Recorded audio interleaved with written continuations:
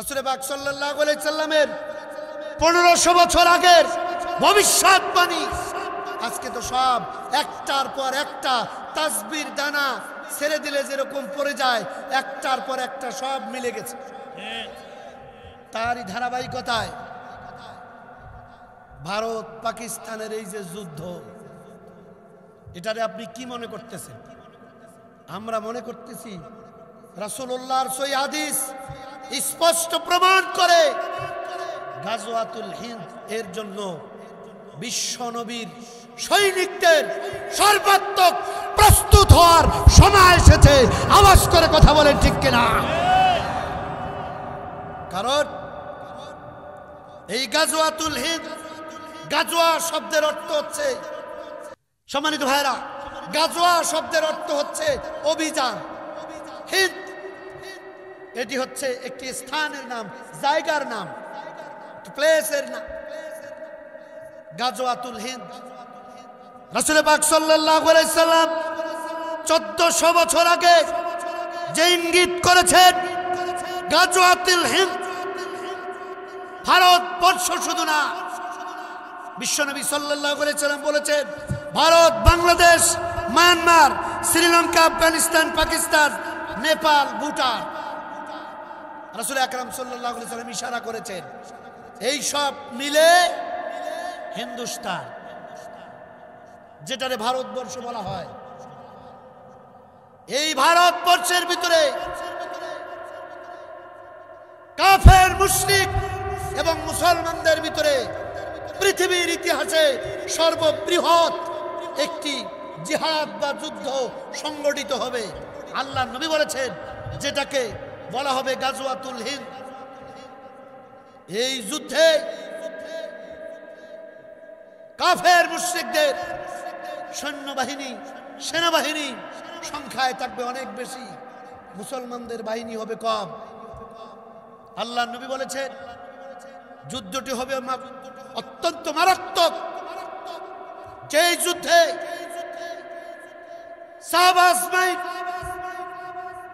যেই যুদ্ধে মুসলমানদের শরীর থেকে এমন পরিমাণ রক্তক্ষরণ হবে যে মুসলমানদের পায়ের টাকনু পর্যন্ত রক্ত দিয়ে ভিজে যাবে। বিশ্বনবী সাল্লাল্লাহু আলাইহি সাল্লাম বলেছেন এই যুদ্ধের ভিতরে মুসলমানদের তিনটা গ্রুপ হবে। প্রথম গ্রুপ, তারা কাফের মুশরিকদের সৈন্যবাহিনীর দল ভারী দেখে ওরা ভয়ে পালিয়ে যাবে। নবীজি বলছেন ওরা জাহান্নামী। নাম্বার 2, আর একদল জীবন বাজি রেখে যুদ্ধ করে শহীদ হয়ে শহীদের মর্যাদা গ্রহণ করে দুনিয়া থেকে বিদায় নেবে। তৃতীয় আর একদল আল্লাহর উপরে ভরসা করে শেষ পর্যন্ত তারা যুদ্ধটা চালিয়ে যাবে। কিন্তু আল্লাহ পাক ওই অল্প সংখ্যক মুসলমানদের হাতে গাজওয়াতুল হিন্দ নামক এই কাফের, মুশরিক এবং মুসলমানদের সর্ববৃহৎ যুদ্ধের বিজয়টা আল্লাহ মুসলমানদেরকে দিয়ে দিবেন। চিৎকার করে বলুন না সুবহানাল্লাহ। সম্মানিত ভাইয়েরা, আল্লাহ রাসূল দুঃখ করে বলেছেন বিজয় অর্জন করবে মুসলমান, কিন্তু ওই বিজয় আনন্দ, উল্লাস, ফুর্তি করার জন্য মুসলমানদের সংখ্যা থাকবে তখন খুবই নগণ্য, খুবই কম। অল্প সংখ্যক মুসলমান এই আনন্দে স্বাদ গ্রহণ করবে।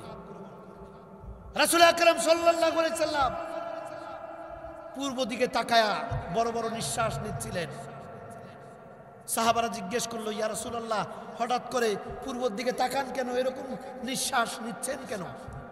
আল্লাহ নবী বলেন আমি পূর্ব দিকে এই জন্য তাকাচ্ছি আর নিঃশ্বাস নিচ্ছি, যেই মেসেজটা আমি এখন আপনাদেরকে দিলাম, রাসূল পাক সাল্লাল্লাহু আলাইহি সাল্লাম গাজওয়াতুল হিন্দ এটাকে ইঙ্গিত করে আল্লাহর নবী বুঝাতে চেয়েছে যে কিয়ামতের আগে আমার উম্মতেরা গাজওয়াতুল হিন্দ এর মুখোমুখি হওয়ার জন্য সমস্ত মুসলমানেরা তারা যেন প্রস্তুত থাকে, তারা যেন ওই যুদ্ধে অংশগ্রহণ করে। নবীজি শেষ কথাটা এটাই বলেছেন।